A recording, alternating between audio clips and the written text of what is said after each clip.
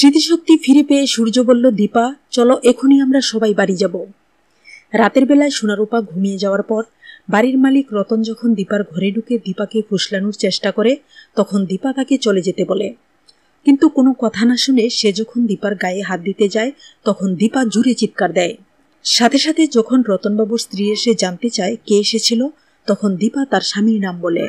মহিলাটি যখন দীপাকেই দোষারোপ করতে থাকে তখন দীপা বলে, এই দুনিয়ায় সবাই শুধু মেয়েদের দোষটাই দেখে, ছেলেরা কি ধোয়া তুলসী পাতা?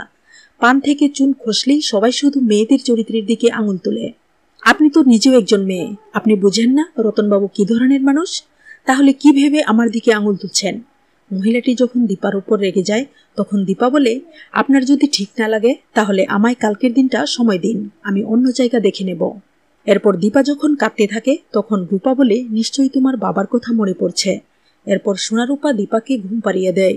এদিকে সূর্যর পাশে একজন যখন অসুস্থ হয়ে ছটপট করতে থাকে তখন সূর্য তার কাছে গিয়ে হাতটা স্পর্শ করে পাশে থেকে কাগজ কলমে একটি ওষুধের নাম লেখে। ডাক্তার এসে যখন কাগজটি দেখতে চায় তখন সূর্য দেখতে দেয় না। কিছুক্ষণ পর সূর্য যখন কাগজটি ছুঁড়ে মারে তখন ডাক্তার দেখতে পায় লোকটির যে অসুখ হয়েছে সূর্য কাগজে সেই ওষুধটি লিখেছে। ডাক্তার বুঝতে পারে সূর্যর মেডিকেল ব্যাকগ্রাউন্ড রয়েছে। সোনারূপা ঘুমিয়ে যাওয়ার পর দীপা ভাবতে থাকে সে ডাক্তারবাবুর কাছে এত সহজে পৌঁছতে পারবে না, কারণ চারিদিকে বিপদ উৎপেতে আছে।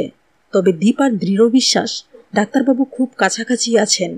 তার একটাই লক্ষ্য, মেয়ে দুটোকে তাদের বাবার মুখোমুখি করা। তাই পরদিন সকালে দীপা সোনারূপাকে সাথে নিয়ে সারথীর গাড়িতে করে একটি হাসপাতালের উদ্দেশ্যে রওনা দেয়। এদিকে সূর্যসহ সব রোগীকে বাইরে প্রার্থনা করার জন্য নিয়ে যাওয়া হয়। তখন সূর্য দেখে একজন লোক এখান থেকে গাড়িতে করে বাড়ি যাওয়ার প্রস্তুতি নিচ্ছে। সূর্য ভাবে এটাই তার বাড়ি যাওয়ার সুবর্ণ সুযোগ। এই ভেবে সে গোপনে গাড়িতে উঠে যায়। দীপা যে হাসপাতালে গিয়েছে ড্রাইভার তার ডিউটির অংশ হিসেবে সেখানে গাড়িটি থামায়। সূর্য তখন ওই গাড়ি থেকে পালিয়ে রাস্তা বরাবর হাঁটতে থাকে। এদিকে দীপাও হাসপাতালে সূর্যর কোনো সন্ধান না পেয়ে পুলিশ স্টেশনে যাওয়ার জন্য বেরিয়ে পড়ে। রাস্তায় গাড়িতে বসা সোনারূপা সূর্যকে পিছন থেকে দেখায় তাকে চিনতে পারে না। এরপর দীপা এসে বলে, তোরা অপেক্ষা কর, আমি পুলিশ স্টেশনে গিয়ে এখনই চলে আসব।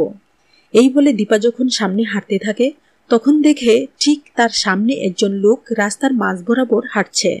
বিপরীত দিক থেকে যখন একটি গাড়ি আসছিল দীপা তাকে বারবার সরে যাওয়ার জন্য বলছিল, কিন্তু তাতেও যখন লোকটি শুনছিল না তখন দীপা দৌড়ে গিয়ে তাকে ধাক্কা দিয়ে নিশ্চিত মৃত্যুর হাত থেকে বাঁচায়। এরপর দীপা যখন তার দিকে তাকায় তখন দেখে, আরে এটা তো ডাক্তারবাবু। সূর্যও পলকহীনভাবে দীপার দিকে চেয়ে থাকে আর ভাবতে থাকে তাকে তো তার খুব চেনা চেনা লাগছে। দীপা বুঝতে পারে ডাক্তারবাবু নিশ্চয়ই মনে করতে পারছেন না। এরপর সূর্যকে নিয়ে দীপা যখন সোনারূপার কাছে যায় তখন অনেকদিন পর বাবাকে কাছে পেয়ে সোনারূপা জড়িয়ে ধরে। সূর্য দেখে, আরে ওদেরকেই তো সেদিন সে বাঁচিয়েছিল। এইভাবে আস্তে আস্তে সূর্যের সবকিছু মনে পড়তে থাকে। হঠাৎ তার মাথায় আসে, আরে আমার সামনে তো সোনারূপা ও দীপা দাঁড়িয়ে আছে। তো বন্ধুরা, তোমরা তো এটাই চাও, এভাবেই যেন সূর্য স্মৃতিশক্তি ফিরে পেয়ে সবাইকে নিয়ে একসাথে বাড়িতে গিয়ে হাজির হয়। জানিয়ে দাও কমেন্ট করে। ধন্যবাদ।